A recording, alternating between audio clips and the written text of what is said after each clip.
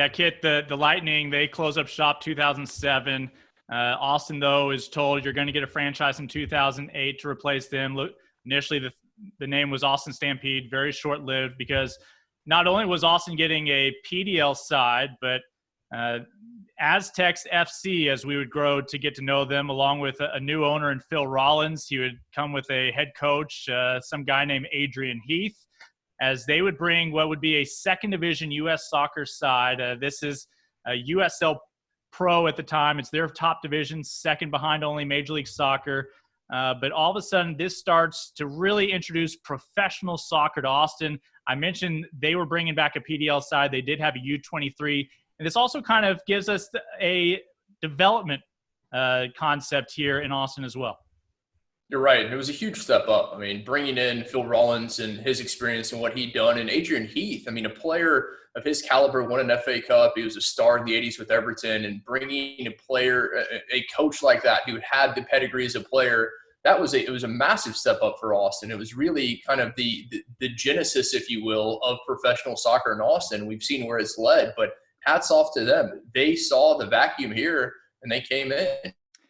Arch, that's a team that in 2009, again, they were starting to get their footing, but to help draw the fans, they would average between 3,000 and 4,000 a game, a significant step up from the PDL. But, you know, they called Nelson Field home initially, then later on House Park. They had 3 friendlies with MLS sides over there at Nelson Field. But this is when we start to really see supporters groups start to form and really a love with a local team, a great bond begin. Yeah, the Aztecs 1.0, the supporters group that they had, the main supporters group, if you will, was called Chantico's Army. You people who aren't familiar with that name might be familiar with the name Eberle's Army.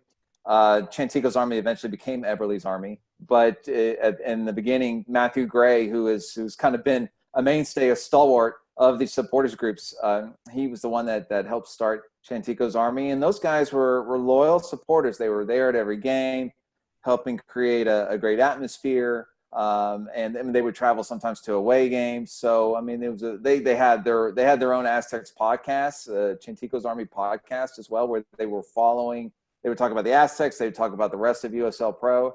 So I mean, they really did their part in trying to infuse some passion and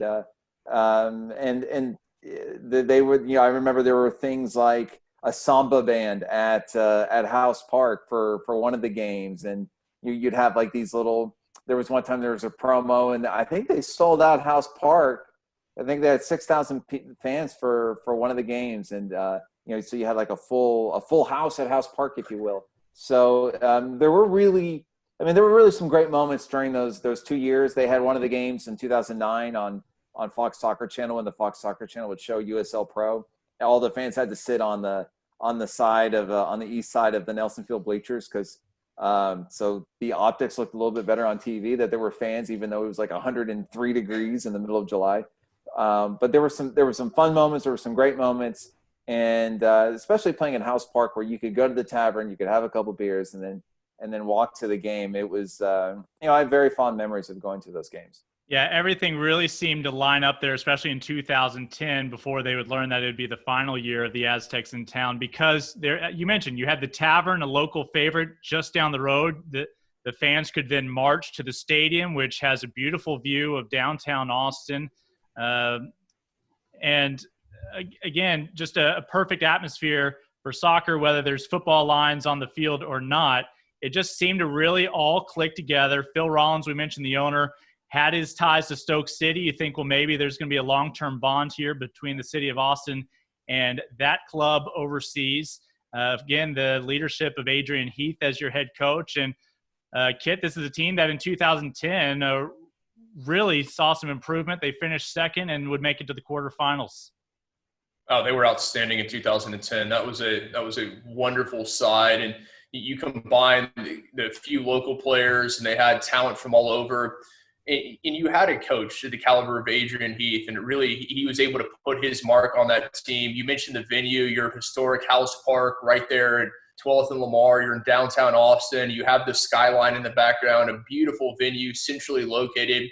and things were aligning. The stars were lining up. You had the facility, you had the product on the pitch, and for right then, everything looked great for Austin fans. But little did they know that was going to be short-lived. And Yeah. one quick story about Adrian Lincoln, and Adrian was great. Like, he would come on Football in Vivo and visit with us. He always loved to talk tactics or just talk about his past experience and just talk about the team. But I can remember one time he got thrown out of the game, and instead of leaving the stadium, he just went to the other, sat on the other side of the bleachers, what would have been the east side of the bleachers there at House Park.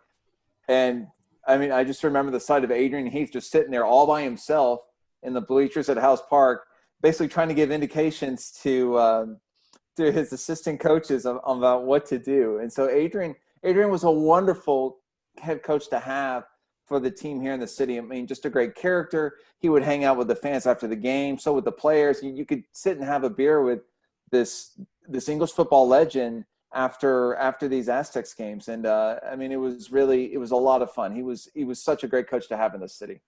Well, despite all the success there in 2010, the problem with forming a true love affair with a local team in your backyard is you set yourself up for heartbreak. Of course, Phil Rollins would soon announced that the team was headed to Orlando, talks that they would be a better fit for Major League Soccer. Of course, now, all these years later, we've learned that, well, both sides were right. Orlando City SC, of course, became Major League Soccer City. And, of course, we'll find out in 2021 that, yes, Austin is, in fact, a booming Major League Soccer town as well.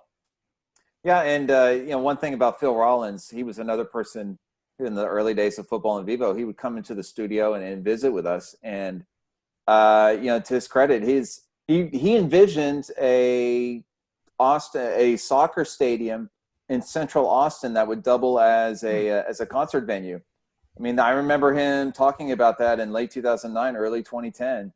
And now the fact that that vision of his is going to be coming to fruition a little bit more than 10 years later, it just kind of speaks to, what he was hoping to accomplish, and it was just maybe a little bit too early, but now we see that it is going to be realized.